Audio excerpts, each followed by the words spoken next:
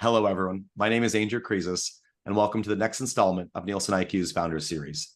This video series will dive into the many facets of launching a CPG brand, from securing connection to retailers, formulating the right ingredients, and getting on retailers' shelf to scaling the business. Each episode will shine a light on the challenges and successes of startup CPG brands. Joining me today to share his story as a CPG founder is Youngwon Lee, founder of Dokkaebier. Welcome, Youngwon. Hi, thank you for inviting us. Awesome to have you here, Youngwon. I enjoyed, spending a lot of time with you at Consumer 360, our Nielsen IQ Pitch Slam. But for those who are listening to this podcast, they don't have that, necessarily experience. Can you just introduce yourself? Who are you, and what was the origin of Dokkaebier? Yeah. Hi, I'm Youngwon Lee, founder of Dokkaebier, the first craft brewery truly inspired by the flavors and cultures of Asia and brewed here locally in Oakland, California. I've worked in the alcohol industry for about 15 years now, and I spent a lot of times in overseas representing different wine and spirits brand. And I came back to the States about 6, 7 years ago. And as I started working in craft beer industry here, I noticed over and over that, the two major problems. And, number one was that there was a lot of craft breweries. Now there are about 9,500. And I feel like the market was getting saturated and time for something new to come in. And, also the second was that as I was growing here as an Asian American and getting older and going to these restaurants and seeing things changing and improving, I felt like there's a missing piece, which was premium craft beer in these Asian retailers. So it just came to me in my mind, hey, what if I can create a brand that could put those things together and become unique in the market? So Dokkaebier was born based out of Korean heritage, the Korean mythical creature called Dokkaebi that like to eat, drink, and hang out with people. They hide in objects during the daytime. They come out at night. So if you see all of our packaging, there's some little Dokkaebi face hiding in throughout labels, all of our design as well. But what I did is that I tried to use traditional beer styles with more fun and exciting Asian flavors. So we've made beers using bamboo leaves, yuzu. We even have a beer called kimchi sour. We recently released lemongrass and Szechuan peppercorn wheat beer, and we have another black tea beer coming out. So we just felt like bringing those Asian flavors into the beer would make us a little bit really unique in the existing beer space. But also, we would have the opportunity or the first brand to be the first craft beer choice in this massive Asian retail market that's growing exponentially. Yep, absolutely. And I can attest, the flavors are fantastic. So for those listening, you got to try it out. So you had this idea, right? I think it's fantastic. You clearly saw a market need. What were your first steps? Like once you had that idea, you started to decide like, this is something I'm passionate about, but what did you do to get the brand going? So initially, ideally, you start with the brewery, but starting up with the breweries could be very capital intensive. And said, hey, I have this recipe that I want to make, and I used to run a brewery as well. This is probably a pretty decent profit margin for you. Why don't you make a beer for us whenever you have extra capacity? So I reached out to a couple and they started making the beer. But unfortunately, as soon as I launched, pandemic happened. So that was pretty challenging. I just had to load up all the beers in my Prius and do door-to-door deliveries to houses around the Bay Area. At peak, I used to drive 200 to 300 miles a day and hitting up 30 to 40 houses and just go around the whole entire Bay Area. And I was able to do that because during the pandemic, because of the shutdown, there were no cars on the street. So I would drive all day. And then Right. The most challenging thing about that was not the distance or length of drive, was finding a restroom. Because even a drive-through or anywhere, it was right. Or down. Food. So I drink a lot of coffee. During those days, I wouldn't drink any coffee. I would just have a snack bar because I just couldn't go to the bathroom. But thankfully, one of our investors had a office space. They gave me a key, so I would just stop by in the middle of the day and to use the restroom, take a quick break, and drive around. But that was the challenging part. But I continued to contract brew OEM manufacturing with a lot of the local breweries for first 3 years. Okay. And early this year, we had an opportunity to move into a facility in Oakland. So now we finally have our own brewing facility as well.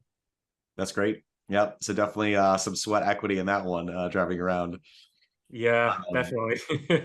Now, let's talk a little bit about the retailer. So you've clearly begun to make some progress. What was the first retailer that carried you, and how did you convince that retailer to take you on? I think early on, there's a retailer called Berkeley Bowl, which is pretty big and prominent in North Carol area, and I think a lot of these retailers also saw the missing gap, where Yeah. as a buyer, you're looking for something that would add variety to your Yeah. selection, right? And then consumers are more sophisticated, and then especially in the Bay Area, you have a pretty high population of Asian Americans, and there Hmm. was no beer that would actually appeal to them or Yeah. be different than 50 other different IPAs you already have on the shelf, right? Right. So I think that aligned with the buyer, and they were able to take our product pretty fairly fast. Funnily, it takes harder or it takes more effort to convince Asian American buyers because Interesting. Okay. yeah, because I think you think it's automatic, but if you look Mhm. at the market, the craft beer market, there's about $30 billion market, and Mhm. it's mostly sold in the typical on-premise, off-premise, accounts. Mhm. It's not Asian accounts, right? Mhm. So we already have a very good understanding of what craft beer is, and for Mhm. them, it's a easier to understand our concept. Okay, you have a big market and you have a unique player with unique flavors. Let's Mhm. take product. Whereas if you go to Asian retail sector, they've never sold craft beer before. So it's like selling Right. beer Right. 30 years ago, when it was just Budweiser dominant. You're trying Yeah. to be like Sierra Nevada and you're trying to tell them, hey, you need to Yeah. our price is much more premium. We have Right. a shorter shelf life. You need to refrigerate our product, and they don't get that, or they don't have the confidence to sell it. Yeah. But once you convince them and start selling it, they're very happy. Hey, we're actually moving this much. Are Yeah. we doing good? Like this is pretty. I think it's good. And then they give us a bigger space. They give us a whole shelf or refrigerator to carry our Nice. product, and that's how we've been growing in Asian retail section as well. That's great. No, fantastic. Now, obviously, starting a brand is very complex and be very challenging. So, what were some of the biggest challenges that you faced? Like, how did you break through? I guess the biggest challenge was pandemic, and a lot of times it was as a beer is very tied in with sort of a in-person experience at a tap room. And first Gotcha. 3 years we didn't have that, right? Yeah. Now that we finally have the space, I think it's really helping us to market our product, and especially because we're trying a new concept of beer flavors that no one has ever experienced. Right. So the first key thing is having that firsthand experience and tasting the product. And a lot of people will say, "Hey, kimchi sour. What the hell is kimchi sour? What how is it going to taste like?" And it's hard to overcome that sort of you know s- trying out at a retail section when you see our Right. product at Whole Foods.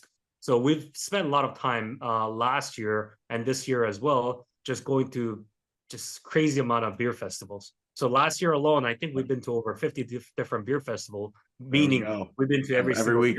every Yeah. single weekend.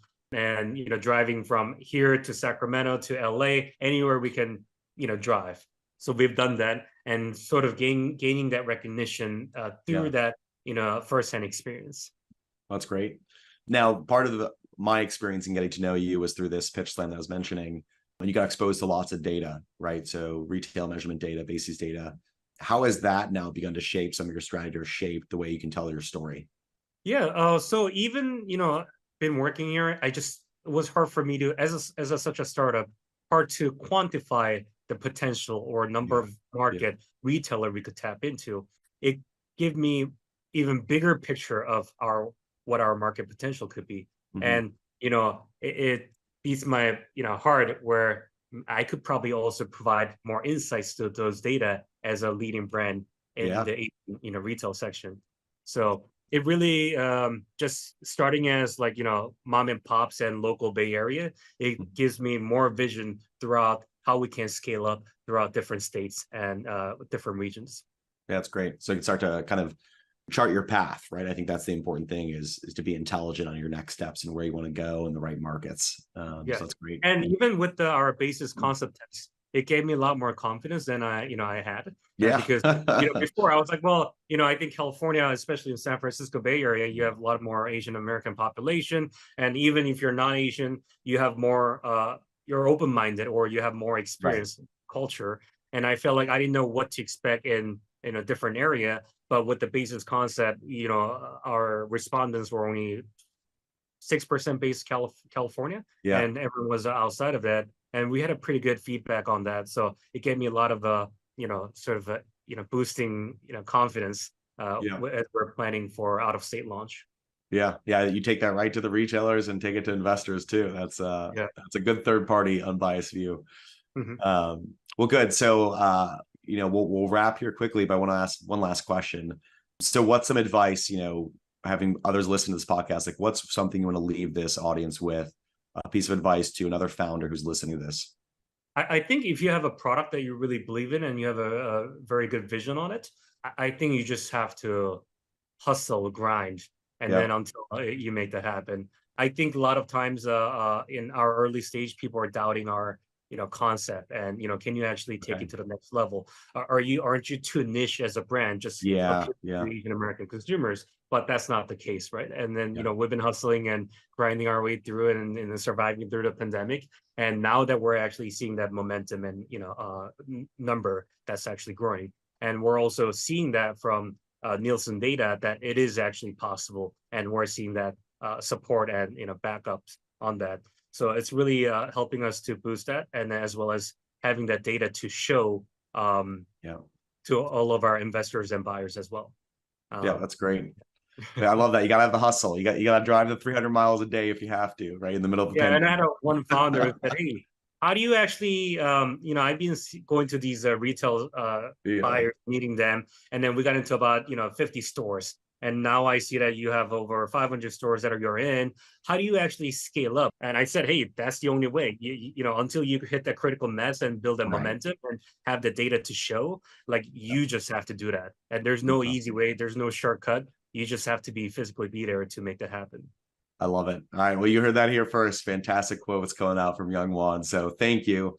Such an awesome story. I know this is something a lot are going to love and excited to see and hopefully try in the future. So this has been another episode of our Nielsen IQ Founder Series, where we dive deep with some of the most innovative brands and founders to unpack how brands launch and grow in the CPG space. This video was brought to you by Nielsen IQ, where we are revolutionizing the CPG industry and democratizing data and analytics for emerging brands. To learn more, check out nielseniq.com/Pfizer. Thank you.